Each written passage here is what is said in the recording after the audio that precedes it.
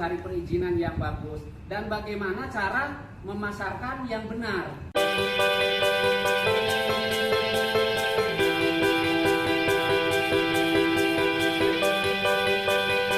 Assalamualaikum warahmatullahi wabarakatuh. Waalaikumsalam warahmatullahi wabarakatuh.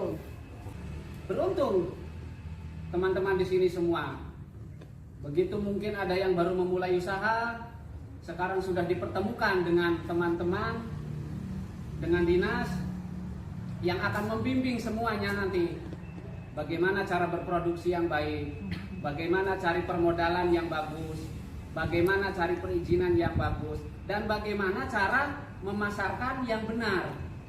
Karena kita tidak bisa hanya berpegang kepada saya bisa memproduksi sesuatu yang bagus, tidak bisa.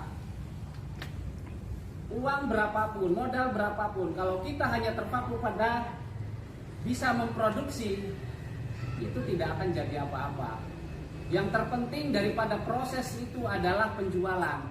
Ayo kita berkomunitas, kita akan saling membagi nanti. Si A mampu memproduksi apa, si B mampu memproduksi apa, dan teman-teman kita yang lain mampu memproduksi apa. Kita gabungkan lagi. Ada yang ahli dalam penjualan, ada yang ahli dalam birokrasi dan perizinan, regulasi segala macam. Cepat, sehingga komunitas itu akan membentuk, meringkas waktu-waktu yang dulu oleh nenek moyang kita, bapak-bapak kita, itu sangat panjang waktunya untuk menempuh semua itu. Sekarang tidak, semua zaman sudah berubah, zaman sudah digital. Kita mau apa, kita bisa tanya. Kita mau apa, kita bisa cari. Bahkan di internet, di YouTube, itu sangat mudah sekali kita mempelajari. Tapi tetap pematangannya kita harus terjun langsung. Kita harus punya senior, pelatih yang ada di sekitar kita. Di situ nanti ibu akan bisa mengimprove dengan pengalaman, dengan keahlian, dan dengan sumber daya yang ada di sekeliling ibu bapak di kampung masing-masing. Mungkin di pelatihan ini hanya secara garis besarnya, tapi ketika kita pulang ke rumah, oh kita bisa memaksimalkan dengan cara ini, kita memaksimalkan dengan bahan ini. Untuk membuka usaha itu tidak harus pakai modal.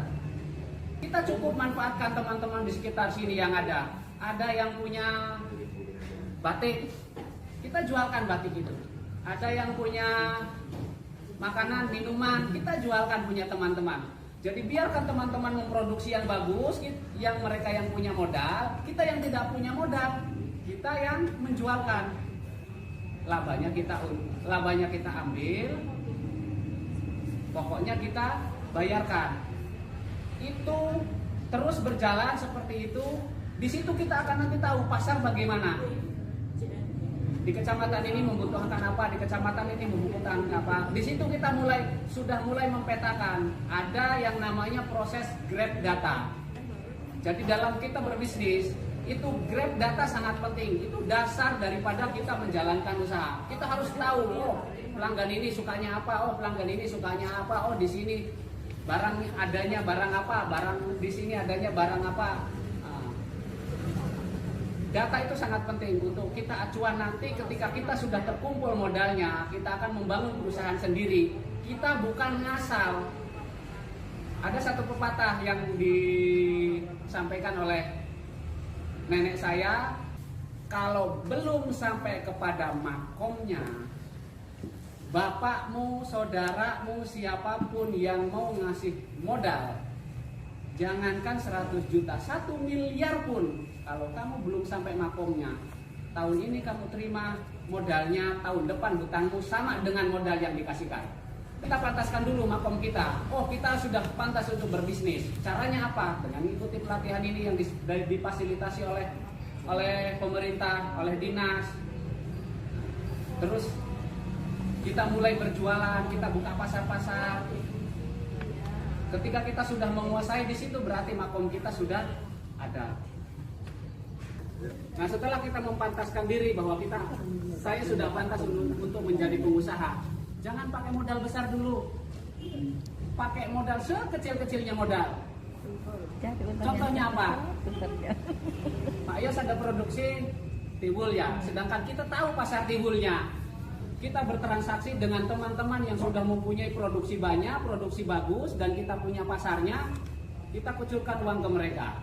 Nah, kemudian ketika kita sudah bisa melakukan seperti itu, baru kita mikir untuk membuka jaringan pasar. Kita buka outlet, kita buka sales-sales yang lain, dan kita mulai beriklan. Seperti itu dasarnya. Mudah-mudahan apa yang saya sampaikan ini bisa bermanfaat